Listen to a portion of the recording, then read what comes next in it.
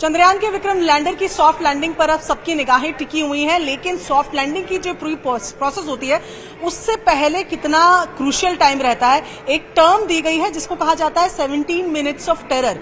वो 17 minutes of terror क्या है, क्या कुछ होता है उस पूरे फेज में जब एक लैंडर लैंड करने की कोशिश करता है, उस पर बात करने के लिए हमारे साथ एक्स इसरो साइंटिस्ट मनीष पुरोहित है। मनीष जी, सबसे पहले तो जानना चाहूंगी, लैंडिंग तो अब होने वाली है, पर ये 17 मिनट्स ऑफ टेरर क्या है? देखिए, एक्चुअली जब हम ये डिसाइड कर लेंगे कि अब वो समय आ गया है जब हमें वो 25 किलोमीटर की जो हाइट है लूनर सरफेस से उसको डिक्रीज करते हुए हमें हमारे लैंडिंग स्पॉट पे उतर जाना है, वो जो पूरा प्रोसेस है वो 17-18 मिनट का प्रोसेस रहता है, जिसमें सबसे पहले होता है रफ ब्रेकिंग फेज जो कि तकरीबन 11.5 मिनट का होता है। उस फेज के अंदर जो हमारा लैंडर है वो तकरीबन मान के चलिए 1500-1600 मीटर पर सेकंड की स्पीड से इस डायरेक्शन में, हॉरिजॉन्टल डायरेक्शन में जा रहा होता है। उसको स्लो डाउन करते करते एक एंगल पे ले आते हैं, उसकी वेलोसिटीज को तकरीबन 1/4 कर दिया जाता है, हॉरिजॉन्टल वेलोसिटीज को। इस फेज के अंदर हम हमारे सेंसर्स हैं, जो कैमरास हैं, उनको कैलिब्रेट करते हैं। उसके बाद जो नेक्स्ट आता है वो आता है एटीट्यूड कंट्रोल फेज, उसको हम कैमरा कॉस्टिंग फेज भी कहते हैं, जिसके अंदर हम लूनर सरफेस की फोटोज क्लिक करते हैं। जो ऑनबोर्ड हमारे पास फोटोज हैं उन ऑनबोर्ड फोटोज को हम कंपेयर करते हैं real time with the help of AI, ये देखने के लिए कि we are on the right track, हम जहां जा रहे हैं, जहां लैंड करना चाहते हैं वो वही लोकेशन है ना, और वहां पे कोई प्रॉब्लम तो नहीं है। That is for around 10 seconds. उसके बाद आता है fine braking phase. Fine braking phase में gradually we will bring our Vikram lander, अपने विक्रम लैंडर को हम वर्टिकल पोजीशन में ले आएंगे और वो होवर कर रहा होगा। इसकी एक रेंज रखी गई है कि ये जो हमारा फाइनल पोजीशन है ये चांद की सतह से 1300 से 800 मीटर ऊपर हो सकता है, तो मतलब 1300 मीटर 800 मीटर ऐसे, वो डिपेंड करता है उस पर्टिकुलर पॉइंट पे जब उस वक्त वो हो रहा होगा प्रोसेस, वहां पर वो वर्टिकली उस पर रुक जाएगा, उसको हम कहते हैं हॉवरिंग। वहां पर हमारे जो फिर से जो सेंसर्स हैं, जो हमारे ऑल्टीट्यूड को चेक करने वाले सेंसर्स हैं, हमारे कैमराज हैं, वो फिर से वहां पर अपनी रीडिंग्स लेंगे एंड उसके बाद नेक्स्ट स्टेप में हम ग्रेजुअली 150 मीटर ऊपर आ जाएंगे चांद की सतह से।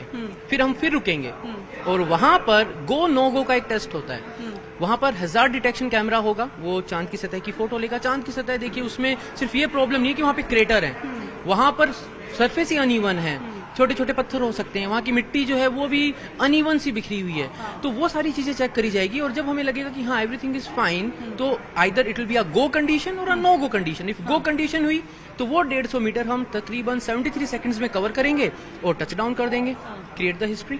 और अगर नो गो कंडीशन हुई तो हम फिर एक कदम आगे बढ़ाएंगे, 150 मीटर आगे जाएंगे और फिर will go for the touch down. ठीक है, इससे पहले एक बार आपको जरा ये एनिमेशन के जरिए बता दें कि ये यहाँ तो प्रपल्शन मॉडल और विक्रम लैंडर अभी जुड़े हुए हैं, किस तरीके से ये अलग हुए, और ये इसके बाद देखें किस तरीके से विक्रम लैंडर ने अपना अब इसका डीबूस्टिंग का प्रोसेस पूरा शुरू हो गया।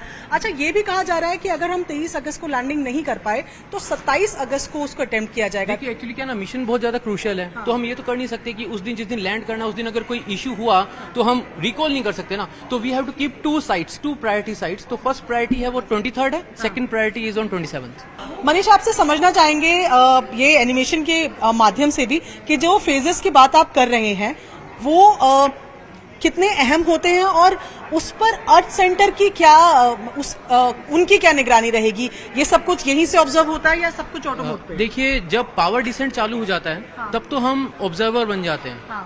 उससे पहले तक जो भी कमांड्स रन होती है, जैसे डीबूस्टिंग की बात करें, जो डीबूस्टिंग करी गई थी 18 और 20 तारीख को, वो ग्राउंड स्टेशन कंट्रोल थी। अभी जो चंद्रयान का विक्रम लैंडर है वो कम्प्लीटली इन कांटेक्ट है अर्थ के ग्राउंड स्टेशन से, मतलब इसरो कंटिन्यूअसली उसको मॉनिटर कर रहा है। उस पर जो छोटे मोटे चेक्स करने हैं वो रेगुलरली करे जा रहे हैं, उसके जो सेंसर्स हैं उनको जो कैलिब्रेट करना है वो प्रोसेस कंटिन्यूअस चलता रहेगा जब तक हम फाइनल डिसेंट के लिए न चले जाएं।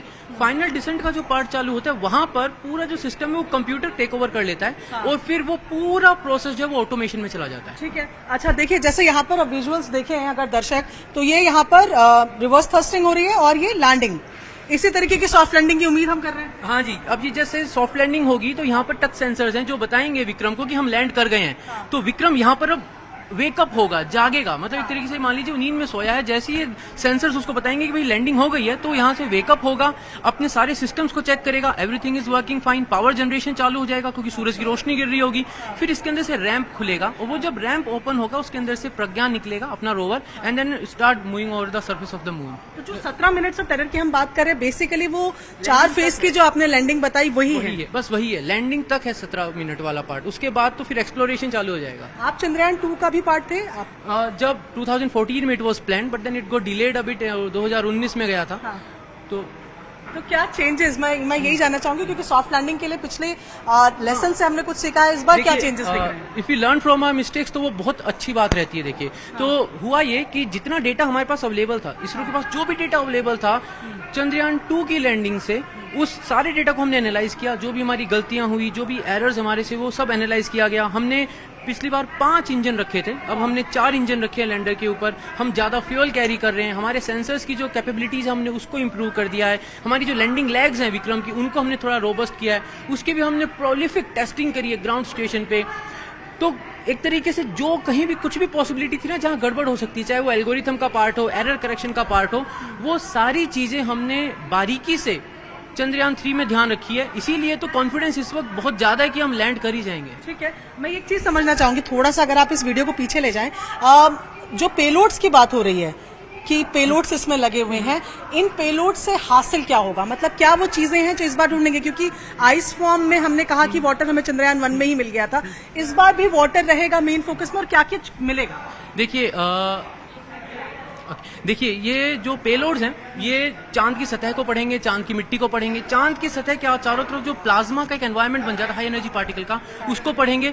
और चांद के ऊपर आने वाले जो क्वेक्स हैं, लूनर क्वेक्स हैं, उसके बारे में पढ़ा जाएगा। कुल मिला के एक पूरा कैरेक्टराइज किया जाएगा चांद के सरफेस को, उसकी मिट्टी को, उसके मिनरल कंटेंट को, और उसकी जो सतह के नीचे क्या कुछ हो रहा है उन गतिविधियों को पढ़ने। ये प्रज्ञान रोवर दिख रहा है, और यहाँ पे देखिए एम्बलम भी दिखा हमें अभी। मैं ये जानना चाह रही थी कि होगा ये कहा जाता है कि चांद पे जिस भी चीज के निशान पड़ जाए वो रहते हैं, तो जब चंद्रयान सॉफ्ट लैंडिंग करेगा तो हम क्या छोड़ने वाले हैं? तो जो नेशनल एम्बलम है और इसरो का लोगो है, हाँ, वो यहाँ रहने वाला। बिल्कुल रहने। कॉन्फिडेंट है? आपकी तैयारियां पूरी हैं 23 तारीख को लेकर? पूरी है, पूरी तैयारियां हैं। चलिए, ये थे हमारे साथ मनीष जो बता रहे हैं कि तैयारियां इसरो की भी पूरी हैं। इसरो में इन्होंने काम किया है, चंद्रयान प्रोजेक्ट से भी जुड़े रहे हैं, और जिस तरीके से चीजों को ऑब्जर्व करना है, जो कि पेलोड्स है वो क्या कुछ रिजल्ट्स देंगे उसकी उम्मीद है। क्योंकि इस बार हम चांद की डार्क साइड में है, यानी कि उस साइड में है जिसको कभी नहीं देखा गया है। साउथ पोल में हम जा रहे हैं, और ऐसे में चांद पर पहुंचने वाले हम,